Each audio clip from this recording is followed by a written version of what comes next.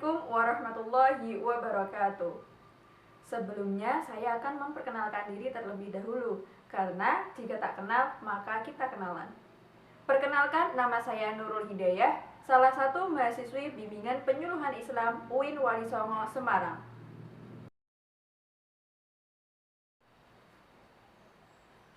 Bapak dan Ibu sekalian, pada kesempatan kali ini saya akan memaparkan sedikit materi mengenai demam berdarah dengue atau DBD dan cara menanggulanginya itu seperti apa. Nah, Bapak dan Ibu sekalian pasti sudah sering sekali mendengar apa itu DBD. Karena memang kasus DBD di Indonesia sendiri pada akhir 2020 mengalami kasus yang cukup tinggi dan juga angka kematian yang cukup tinggi pula. Menurut data milik Dinas Kesehatan, kasus DBD di Indonesia sampai pada akhir 2020 mencapai angka 95.000 sekian, dan angka kematiannya yaitu menembus 661 jiwa. Dilihat dari usia kematiannya, persentase tertinggi yaitu ada pada usia 5 sampai dengan 14 tahun. Nah, Bapak dan Ibu sekalian, sebenarnya apa itu DBD? Kemudian bagaimana cara penyebaran virus tersebut, kemudian bagaimana cara menanganinya, dan bagaimana upaya-upaya pencegahan yang dapat kita lakukan. Kali ini saya akan memberikan informasi-informasi mengenai hal tersebut. DBD atau demam berdarah dengue adalah salah satu penyakit yang disebabkan oleh virus dengue.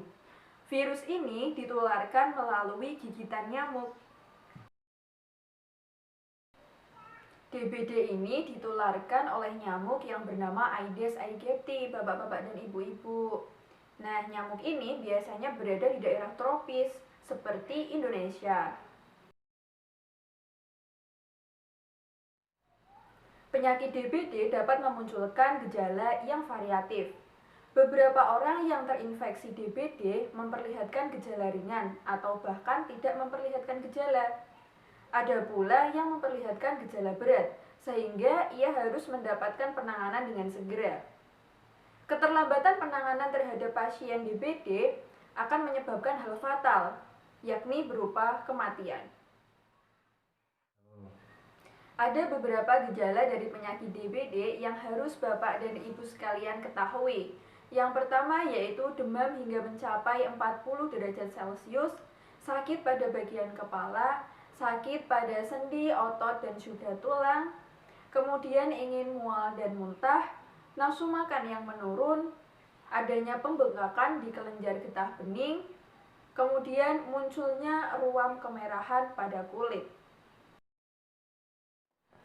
Penyakit ini tidak bisa hanya dilawan dengan antibiotik, maka penderita DBD harus memiliki imunitas tubuh yang kuat. Beberapa cara yang bisa dilakukan agar mengurangi gejala-gejala penyakit DBD yaitu dengan minum cairan yang banyak agar tubuh tidak mengalami dehidrasi, kemudian istirahat yang cukup, dan juga meminum obat resep dari dokter. Berdasarkan data dari Departemen Kesehatan, DBD di Indonesia sampai pada akhir tahun 2020 menelan banyak korban jiwa. Adapun faktor-faktornya yaitu yang pertama, Indonesia adalah negara yang berada di iklim tropis yang hangat, sehingga sesuai dengan habitat nyamuk Aedes aegypti. Yang kedua, perubahan cuaca yang tidak menentu, dari panas ke hujan lagi, membuat banyaknya genangan-genangan air hangat yang dapat mempercepat perkembangbiakan dari nyamuk Aedes aegypti. Di sini ditemukan simbiosis parasitisme antara virus dengue, nyamuk, dan juga manusia. Virus dengue mendapatkan keuntungan karena dirinya bisa memperbanyak diri di dalam tubuh manusia. Kemudian nyamuk juga mendapatkan keuntungan, yaitu dia mendapatkan sumber energi dari darah manusia yang dia hisap sebagai nutrisi ketika bertelur. Namun manusia di sini mendapatkan kerugian yaitu terkena penyakit demam berdarah. Adapun siklus kehidupan dari nyamuk Aedes aegypti. Nyamuk Aedes aegypti betina biasanya menghisap darah manusia pada pagi dan juga sore hari. Kemudian setelah itu, ia akan bertelur di genangan air bersih. Telur-telur tersebut nantinya akan menetas menjadi larva. Larva itu kemudian akan berubah menjadi pupa. Dan pupa akan berubah menjadi nyamuk Aedes aegypti dewasa. Bapak Ibu sekalian, kita bisa menanggulangi penyebaran dari virus DBD, yaitu dengan memutus rantai perkembangbiakan vektor penyebab DBD. Usaha yang bisa kita lakukan, Bapak Ibu, yaitu dengan menjaga kebersihan lingkungan sekitar dengan menerapkan 3M+. Di dalam Islam, kita telah diajarkan bagaimana untuk menjaga kebersihan diri serta lingkungan. Sebagaimana di dalam hadis yang berbunyi, Al-Islamu nadifun fatanaddafu fa innahu la yadkhulul jannata illa nadifun. Islam adalah agama yang bersih. Maka jagalah kebersihan, karena sesungguhnya tidaklah masuk surga kecuali orang-orang yang menjaga kebersihan. Jadi Islam itu agama yang bersih, maka umatnya pun diajarkan bagaimana menjaga kebersihan. Nah, apa itu 3M+?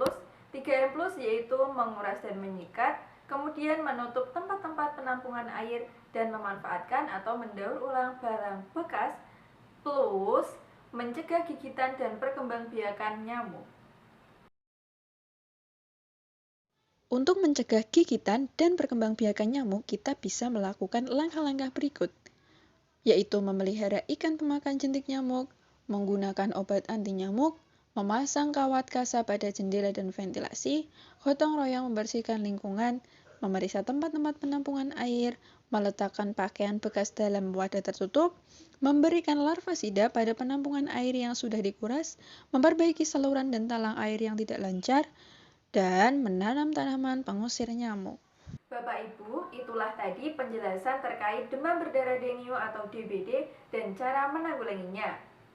Semoga kita semua dihindarkan dari penyakit demam berdarah dengue.